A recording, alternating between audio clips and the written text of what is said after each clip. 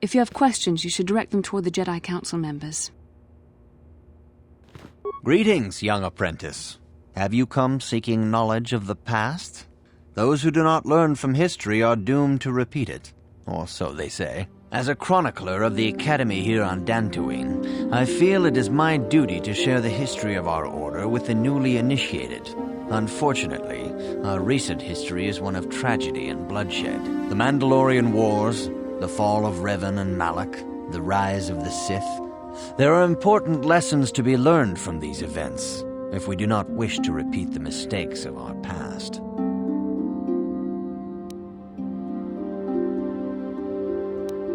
All Jedi must know the Code. Its tenets are the fundamental teachings of our order. Think and meditate on these truths, apprentice. There is no emotion. There is peace. There is no ignorance. There is knowledge. There is no passion. There is serenity. There is no chaos. There is harmony. There is no death. There is the Force. Knowledge of the Code will lead you to the rank of Padawan, and knowledge of the Order and its history will guide you down the path of the light. This facility is a training academy. The archives here are restricted to those who have attained the rank of Master. We must protect overeager Padawans from being exposed to dangerous knowledge. The pursuit of knowledge is a noble goal, but there are some things that require the wisdom of a master to truly understand. If you are seeking information on Revan, Malak, and the Sith, I will gladly recount the recent history of our order to you. Of course, I could not tell you the entire history of our order. The Jedi have existed for thousands upon thousands of years. We are as old as the Republic itself. Instead, I will begin 40 years ago with the War of Exar Kun. Like Malak and Revan, Exar Kun was a Jedi who fell to the dark side and led an army against the Jedi and the Republic. Exar Kun was defeated, but the war left both the Republic and our own order severely weakened. For 20 years we struggled to rebuild, trying to erase the scars of the terrible conflict. All things in time. You shall learn that history is an intricate weaving of many events. No one thing can be understood without the proper context. 20 years ago, the Mandalorians, aware that the Republic was in a weakened state, began conquering small worlds on the Outer Rim. They were careful to choose only planets outside the Republic's jurisdiction. After much debate, the Senate chose not to intervene. As long as the Mandalorians avoided planets that were members of the Republic itself, there would be no retaliation. The Mandalorians stockpiled resources from their conquered worlds, preparing for massive assault. 7 years ago, they launched a simultaneous attack in 3 separate sectors of Republic space. The Senate had no choice but to retaliate with the entire Republic fleet. The Mandalorian Wars had begun. The Republic petitioned the Jedi Council for aid, but there were many factors to consider before we allowed ourselves to be drawn into another conflict so soon after the war with Exar Kun. While the Jedi Council preached patience, there were many among our order who were eager for us to join the battle.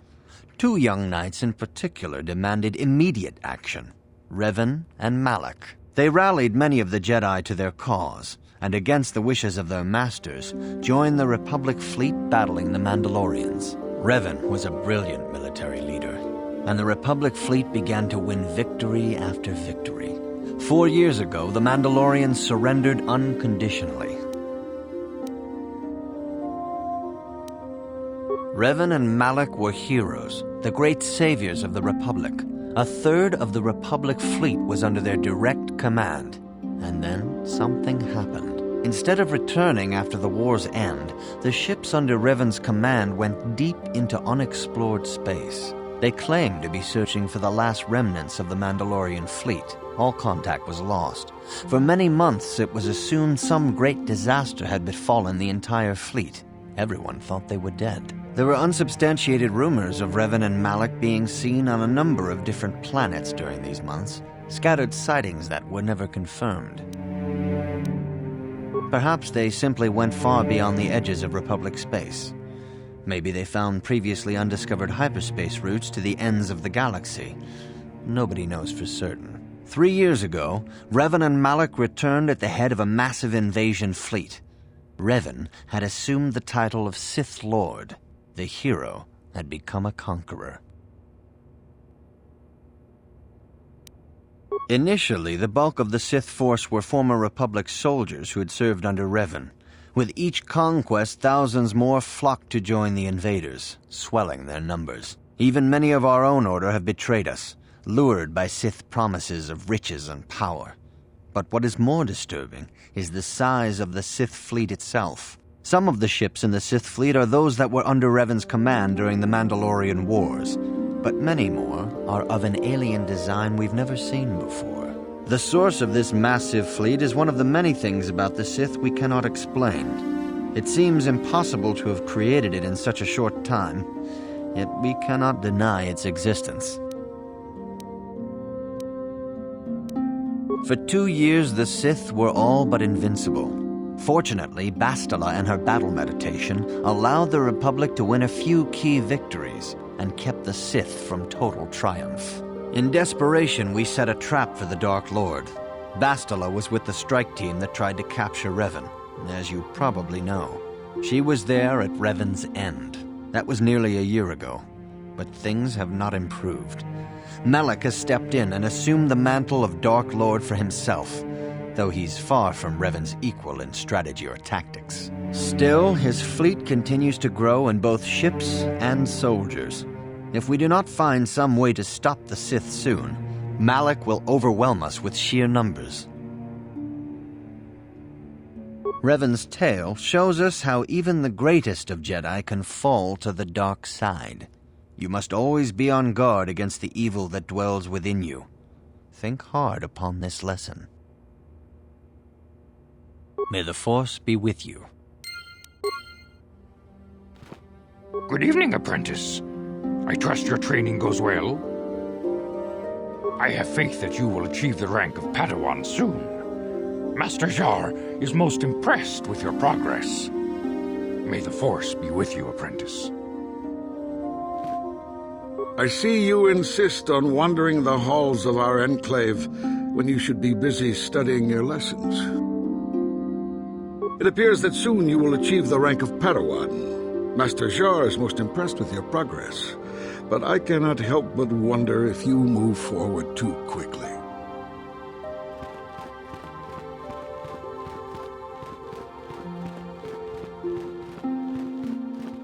Greetings, my young pupil. Your progress has been most remarkable so far.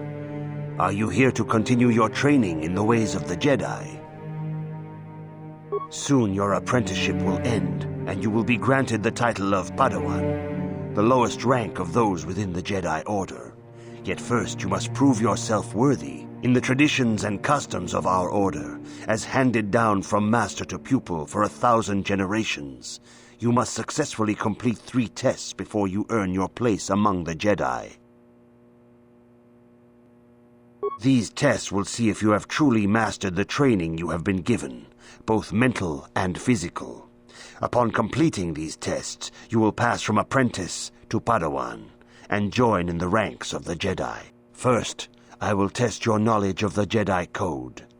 These tenets must always guide your actions. In everything you do, you must always be conscious of their wisdom.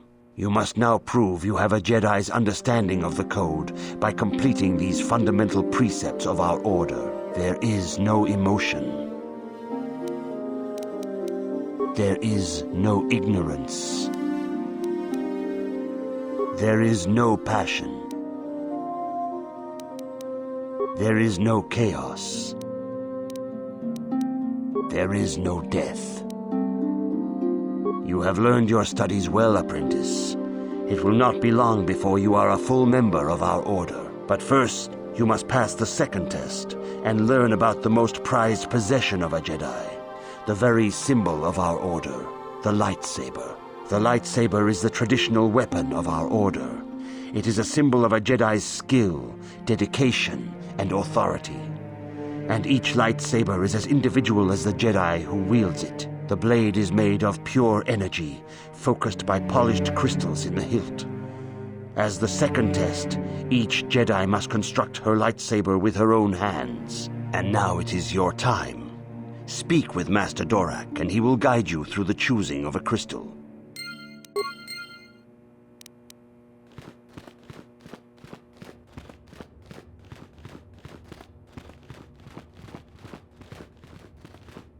Ah, you have come, young apprentice, at Master Zar's bidding.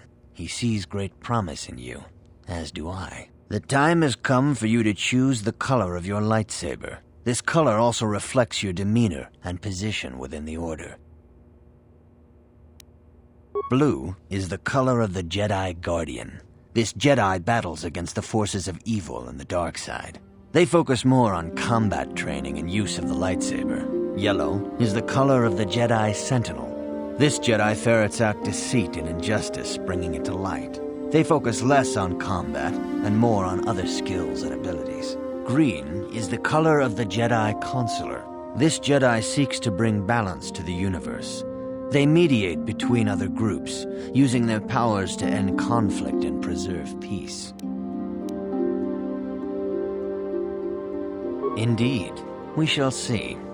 I will now ask you questions, and your responses will indicate which class you lean most towards. A woman and her small child are beset by a desperate-looking group of thugs. They're menacing her with weapons, and she screams to you for help. What do you do?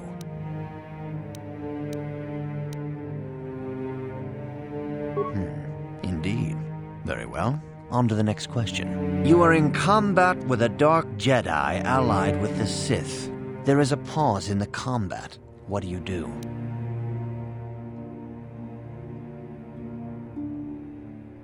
Yes, I suspected as much. Now for the next question. There is a locked door, and your goal lies on the other side. What do you do? I am beginning to see a pattern here, apprentice. I have a feeling about what you would be best at. But first, the final question. You are the head of an enclave on a contested world. The Dark Jedi have infiltrated and are causing unrest across the planet. What do you do? Yes, I thought as much. As I suspected, you would be most suitable as a Jedi Consular. Which color and path do you believe yourself most suited to, apprentice? Here is a green crystal for your lightsaber. Go speak to Master Jar again, and he will instruct you on how to construct it.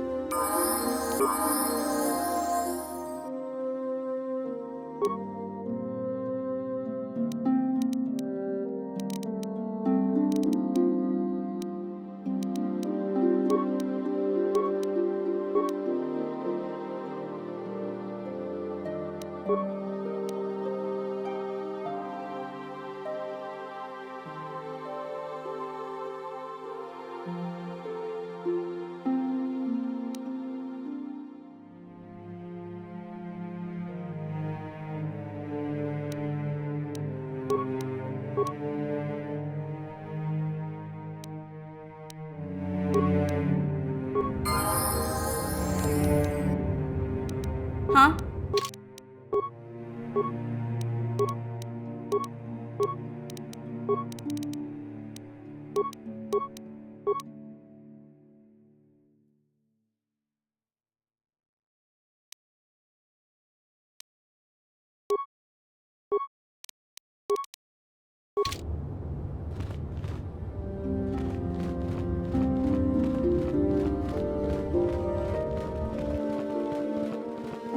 Ah, good. Now that you have selected your crystal, we shall begin the construction of your lightsaber.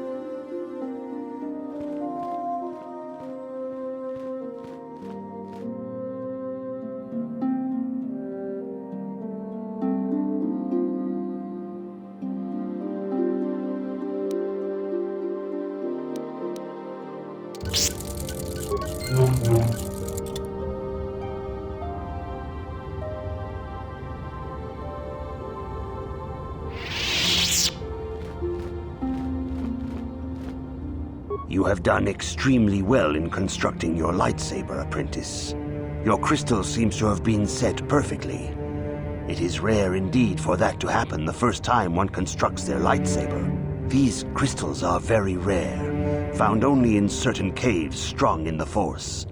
By adding crystals to your lightsaber, you can alter or enhance its properties. There have even been unconfirmed rumors of certain Force-sensitive caves here on Dantooine that may hold these crystals.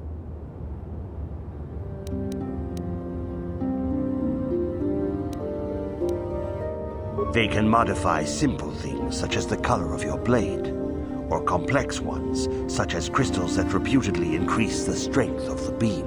But you must learn first to use your lightsaber and take care when drawing it. Your lightsaber identifies you as a member of the Jedi Order.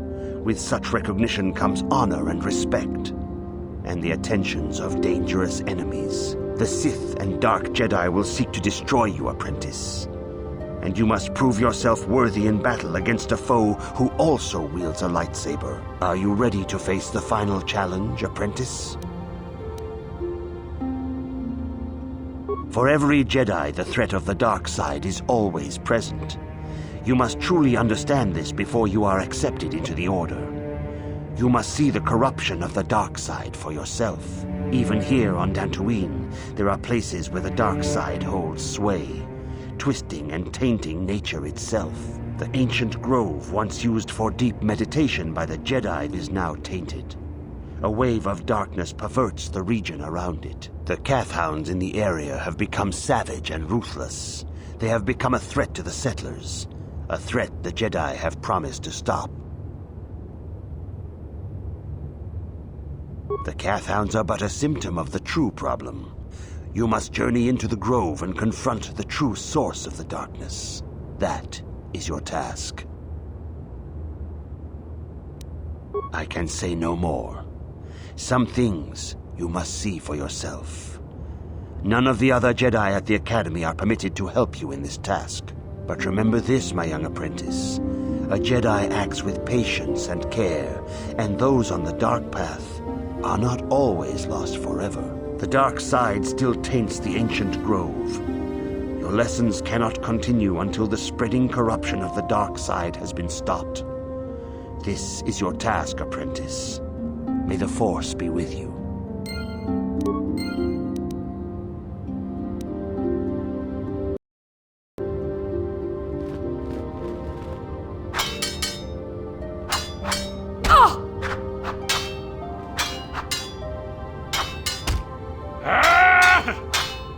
Dumpaku, paliamu kapata, punana Muchashakapaka, ye ki kun, ki puna, kavadumpa. chinapala mula, tongki ba kakin cha na kwat na bon kon, wanakumbe. Muchashakapaka, ye ki kun no ba mula, tanga bok sha nagnong, kin kun shin. Muchashakpakat.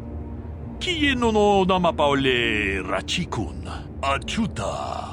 Wonga. Hakuji kopa?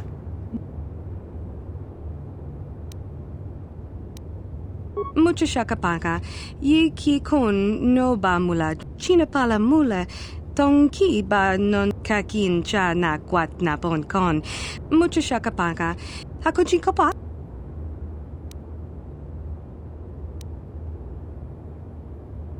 Kakin cha na kwat na bon kon, wanakumbes. Tanga bok sha nagnong, kin kun shin ki kakin cha na kwat na bon kon, wanakumbes. Chi bona na kachu, kicha badwang, wanga kumkiba bu mulera, kakin, hakuchi kopa?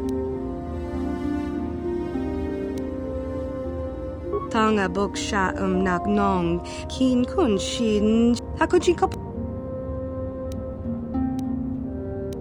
Kakin cha na kwat na bon kon, wanakum chinapala mula, tongki, hakuchi kopa?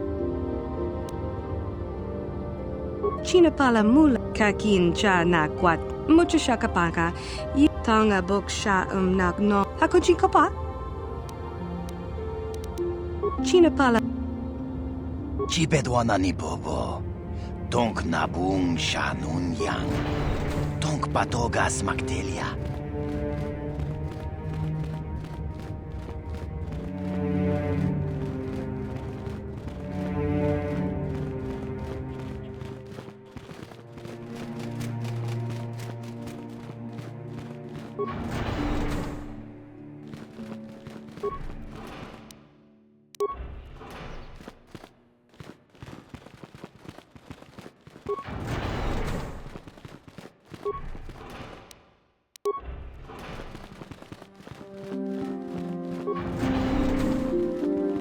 Why are you bothering me? I'm here to speak with the council, not some servant. Please leave, or I shall be forced to tell the council of your rude behavior.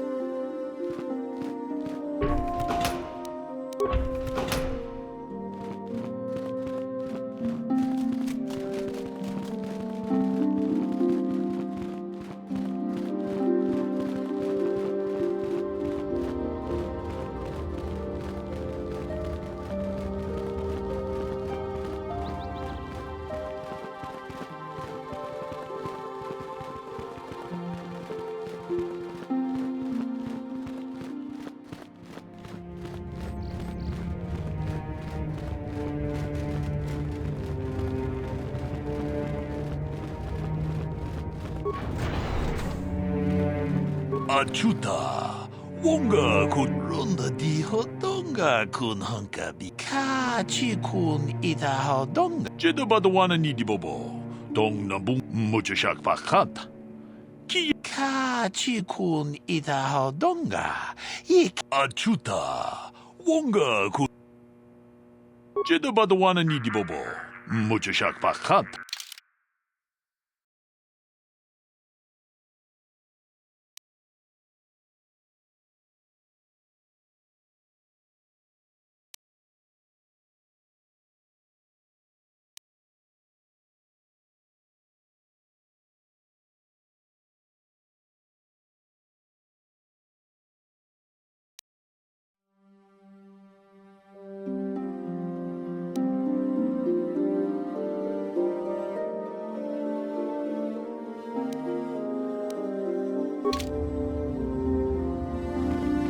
Tabistyo bong konki pangpa, ching palachis. Rundi hadonga kuhungabi.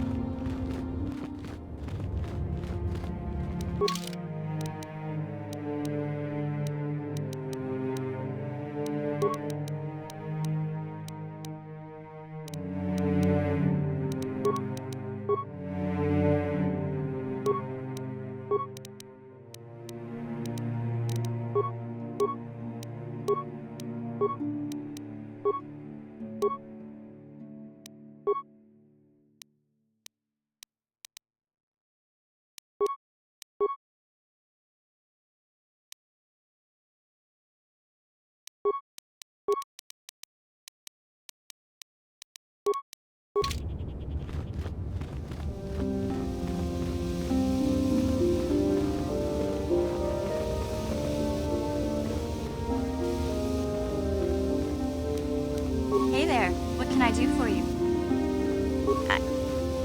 I was a little snappish when we last talked. I'm sorry about that. I get a little touchy when it comes to Griff. It's kind of embarrassing telling people about him. It's complicated. Griff wasn't the most popular guy. He had his faults. But I still loved him, you know? Sometimes people don't understand. I never knew my parents. My brother always looked out for me. He's the one who brought me here to Tars. I was just a kid, only 5. But I remember the trip, if you could call it that. We were stuffed inside a packing crate in a starfreighter's cargo hold with just enough food and water to make the trip. Not exactly first class, you know? I don't know the whole story. I was pretty young, but my brother owed a lot of money.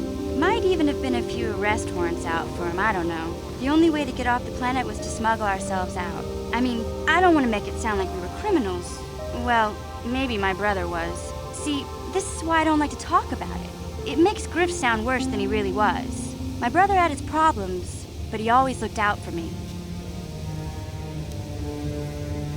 He gambled, and drank, and he was always borrowing money for his latest get-rich-quick scheme. But he had a good heart, you know? He taught me how to survive. He showed me how to slice into a computer security system, how to get inside a locked building without the entrance codes, and how to spot a wealthy mark for a quick shell game.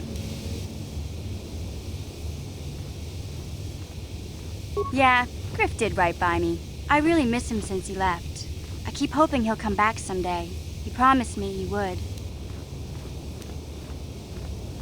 He fell in with a bad crowd. It's all Lena's fault. She's the one who took him from me. Just batted those long lashes at him and off he went. I don't want to talk about Griff and Lena. Just the thought of that space tramp makes my blood boil. Subject closed as far as I'm concerned. If I'm gonna be any help to you, I can't be worrying about my brother running off with some intergalactic skank. So is there something else you need? Okay, have it your way.